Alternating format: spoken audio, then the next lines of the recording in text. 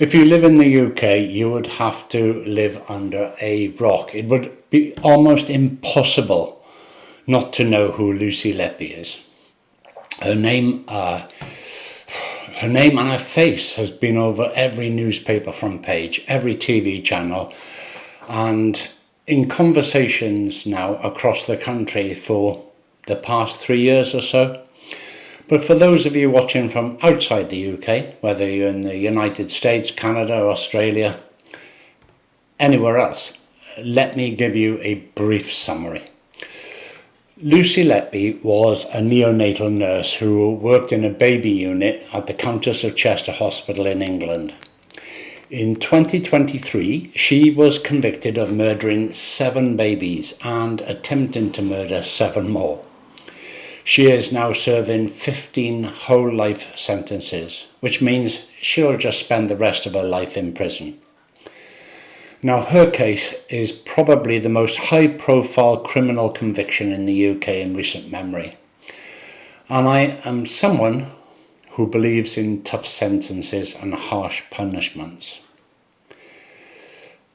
But I'm about to tell you why I have serious doubts about whether she is guilty. And I want to start by telling you where I stand on crime and punishment, because it matters for everything that follows in this video. I believe in hard sentences. If a judge gives you 12 months, you serve 12 months. Not 8 months, not 6 months, 12. I believe that in some cases, in the most extreme ones, the death penalty should be brought back. I believe that people convicted of certain sexual offences should be chemically castrated. And I believe more than anything else that any crime against a child should get the harshest sentence possible. Now that includes being placed in general prison population, not in a segregation unit, so that the other prisoners know exactly what you've done. That is where I stand. Now please keep that in mind, because what I'm about to say comes from that perspective. It is not out of softness, it's not out of naivety or any wish to downplay what happened to those babies at the Countess of Chester Hospital. Now, I have read a book, the book that's now on screen. It's called Reasonable Doubt, examining the Case of Lucy Letby by Christopher Morris. And I want to be clear, I am not being paid to say any of this. I have no connection to the author or publisher. There's no link in my bio or anything like that. I just read it out of curiosity. And what it found left me with just questions I couldn't shake. I also want to mention the interviews. I have watched experts, including consultants, statisticians, and neonatologists, leaders in their field. They've appeared on camera calmly and said that they do not believe that the medical evidence in this case proves what the prosecution claimed. And I want to mention something else. The people who know Lucy Beckley, I don't know who she is, Lucy Letby, her friends, former colleagues, and those who worked with her on the ward, they have consistently and quietly said they do not believe she is guilty. Now, you could say that those people are wrong. You could say that they are loyal to a fault. You could say that the jury heard everything and they reached the right conclusion. But you cannot simply dismiss them, because they knew her and they knew that ward, and they are still saying it. I want to say something important about the jury. I mean this genuinely. I believe in the jury system completely. It is one of the most important pillars of our justice in this country. 12 ordinary people like you and me, are asked to weigh evidence, use their common sense, and reach a verdict. I also believe the jury in Lucy Letby's case did a very good job under extremely difficult circumstances. They listened to complex medical evidence during that long trial, took their responsibilities seriously, deliberated carefully, and reached a verdict. But a jury can only work with the information it receives. And in this case, the jury was not given everything. Let me tell you what they didn't hear. Before the police investigation, before it even began, the Royal College of Paediatrics and Child Health conducted a review of the unit. It found no criminal events, but it did find numerous and significant shortcomings in the medical care at the hospital. Cheshire Police ignored that report. The jury never heard it. The alternative explanation that those babies died because of poor medical care in a failing unit was never put before the 12 people who decided on Lucy's fate. On the same day, Lucy Letby was, I'm not going to keep on calling her Lucy Letby, I'm just going to call her Lucy. On the same day Lucy was suspended, which was July the 1st, 2016, the Countess of Chester neonatal unit was downgraded from level 2 to level 1. From that day, the sickest, most premature and high-risk babies were transferred to other hospitals. The jury heard that deaths dropped significantly after Letby was removed, but they were not told that the sickest babies were no longer being admitted. Now, that is not a minor detail. It changes everything about how we interpret the statistics. At the same time as this spike in neonatal deaths, there were 12 stillbirths at the Countess of Chester Hospital. Lucy had nothing to do with those stillbirths. They were entirely consistent with a unit that was in serious difficulty. The jury never heard about them.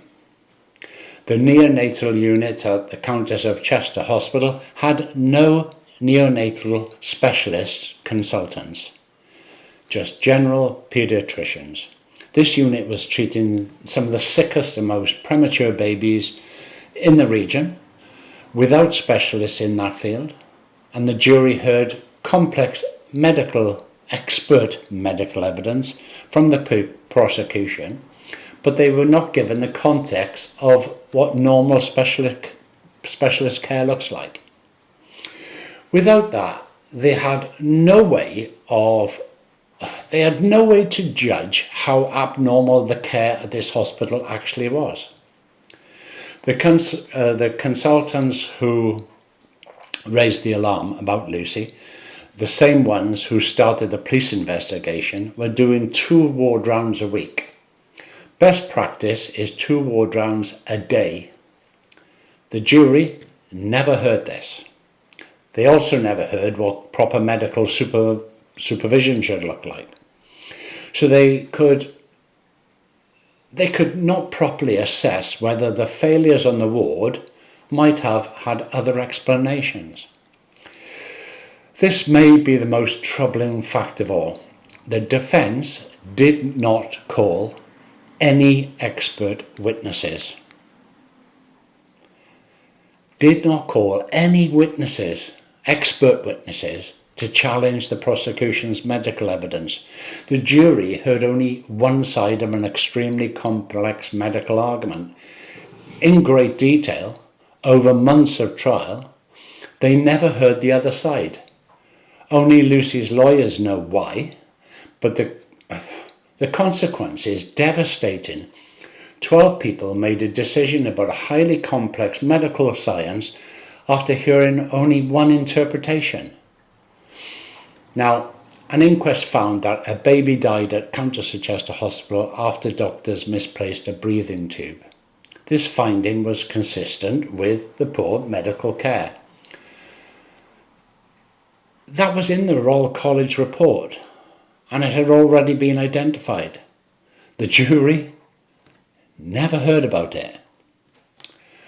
On May the 15th, 2017, after just one meeting with two consultants, Dr. Braley and Dr. Jairam, Lucy was explicitly identified as the main suspect. Within 24 hours, Operation Hummingbird had started.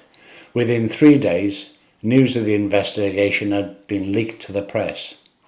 The jury never heard how quickly suspicion focused on just one person, based on the testimony of two consultants who were doing 2 ward rounds a week instead of 2 a day.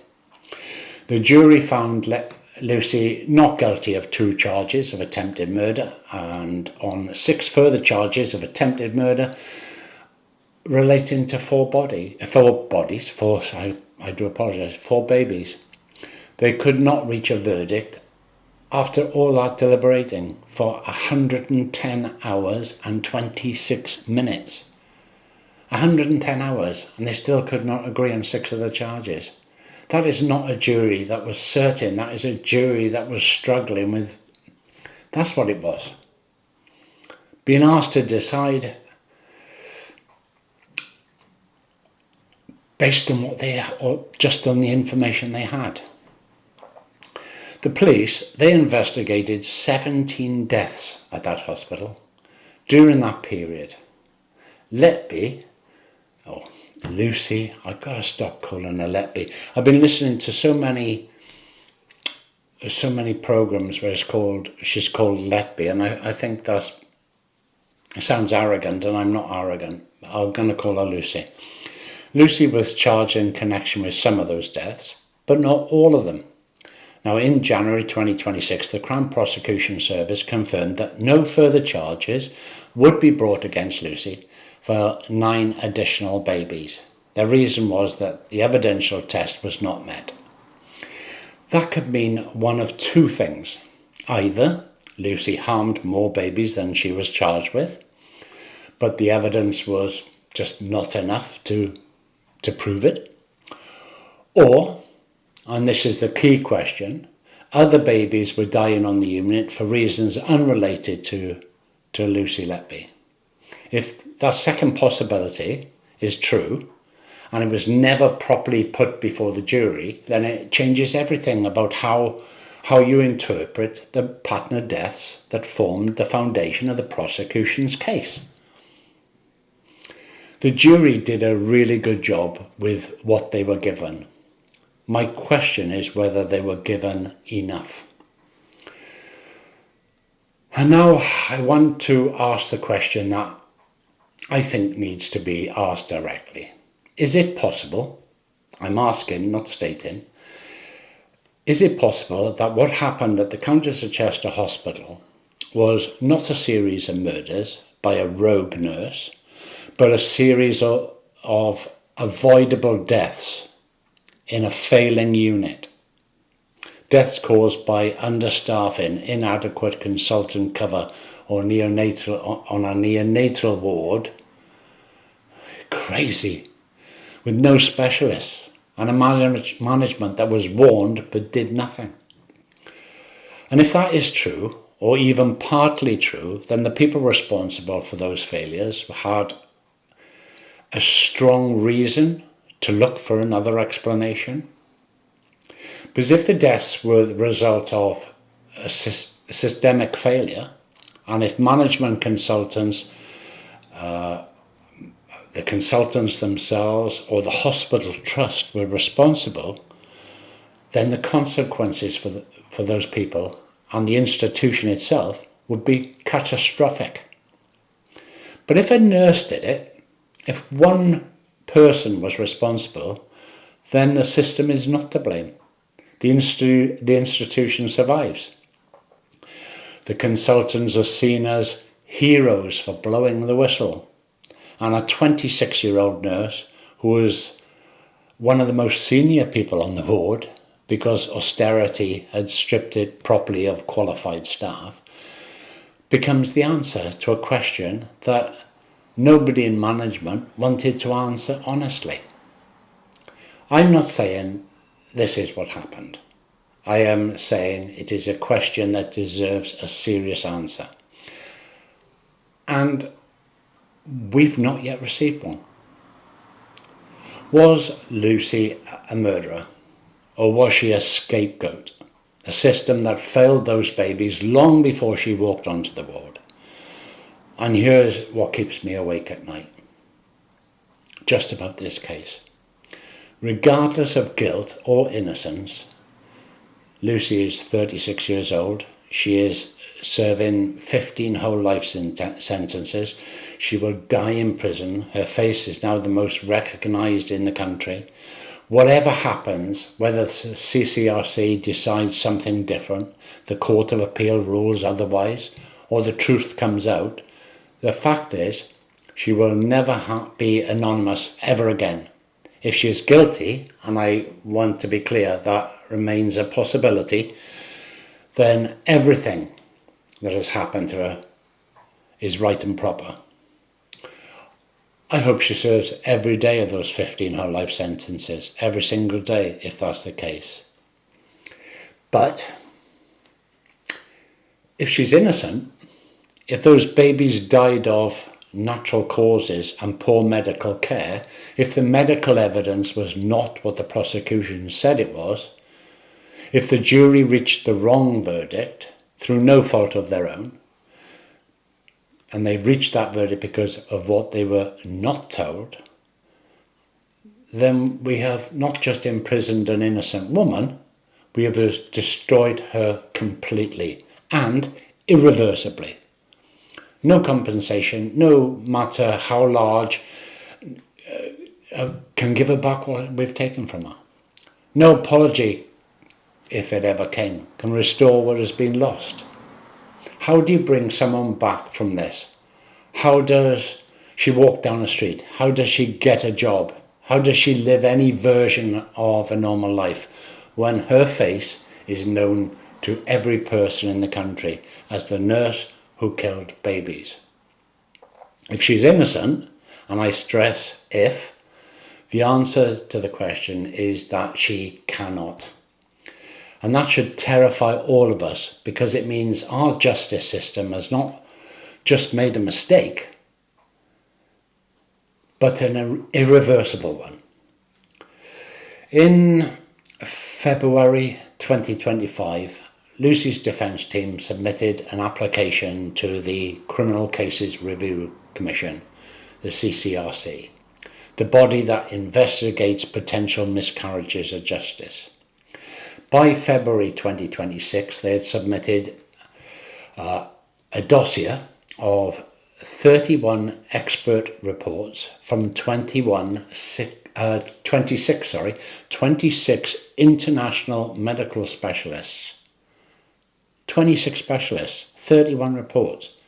From all around the world these specialists came, all raising serious questions about the medical evidence that convicted her. And in January 2026, this year, the Crown Prosecution Service decided not to bring any further charges against Lucy in relation to the 9 additional babies. Their reason, the evidential test was not met.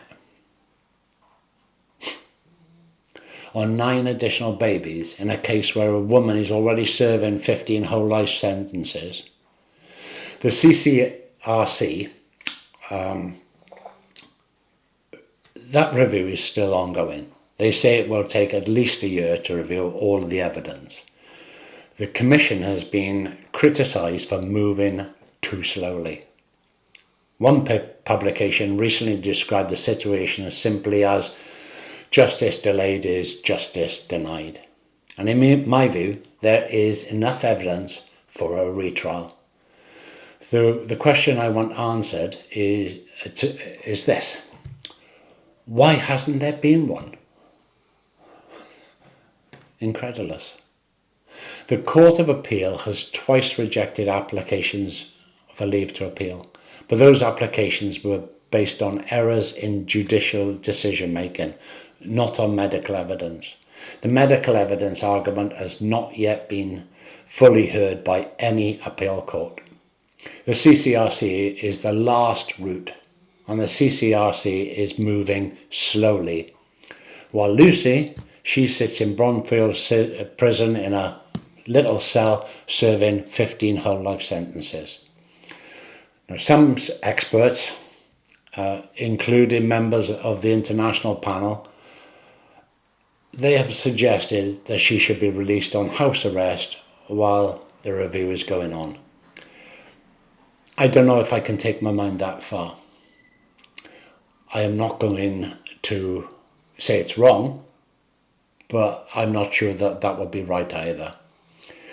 But I do think the pace of the process, considering what is at stake, what is now known, and the scale of expert opinion, is not acceptable. And I want to say something about this that goes beyond the specific facts of this case. The British system of justice, which I believe in, and most of us believe in, is built on two things: evidence and fairness. Evidence means you are convicted based on what can be proved, not on suspicion, not on what feels right, not just on the testimony of two consultants who were not doing the ward rounds they were expected to do.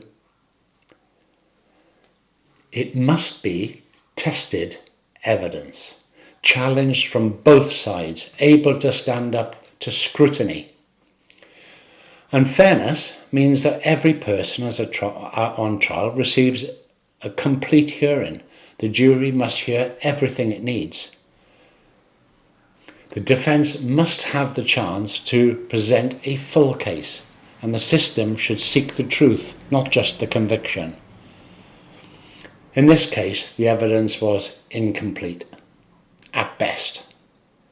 The jury never heard the Royal College report, never heard about the hospital downgrade, never heard about the 12 stillbirths, never heard about the 2 ward rounds a week, never heard a single expert witness for the defence. That is not complete evidence. It is just one side of a complex medical argument presented as if it was the only side. And Lucy is still in a prison cell. If she is guilty, that is where she should be, every day for the rest of her life. But if she's innocent, and if this is a miscarriage of justice, there is nothing fair about a miscarriage of justice. Nothing. Not the length of sentence, not the compensation that might follow, not the apology that would eventually be offered. A miscarriage of justice is a judgmental failure of everything our justice system is supposed to stand for.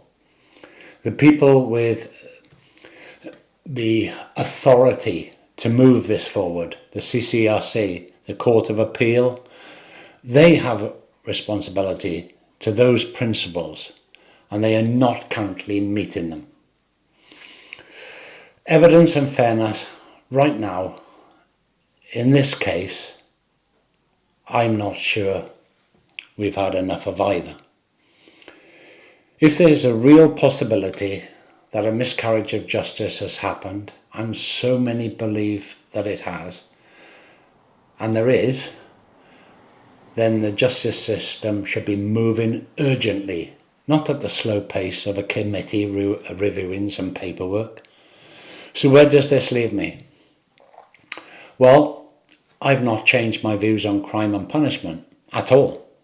If Lucy murdered those babies, if she did what she was convicted of, then everything that's happened to her is justified. And I hope she spends the rest of her life in that jail. I mean that. But if she didn't, if the book is right, if the 26 international specialists are right, if the friends and colleagues who still believe in her are right, if the jury, though no fault of their own, reached the wrong verdict because they were not told everything, then we have a massive problem, not just in this case, but with our justice system and how complex medical evidence is presented to juries, with how police investigations can focus on one suspect in just 24 hours, with how hospitals under pressure might redirect blame, and how slowly the CCR moves when someone's whole life is at stake. Read the book Reasonable Doubt by Christopher Morris. Watch the interviews, listen to the experts, look at the evidence that has not been put before a jury, and then ask yourself the question I'm asking. Are we sure enough? Was her conviction beyond reasonable doubt? Because 15 whole life sentences are about as irreversible as it gets, short of just the death penalty. I'm not soft on crime, you know that, but I am tough on injustice, and right now I'm not sure which one I'm looking at. That is the most frightening thing that I've said on this channel, and I meant every word of it. Now, my name is Nick, this is Still Talking, and I'll see you in the next one.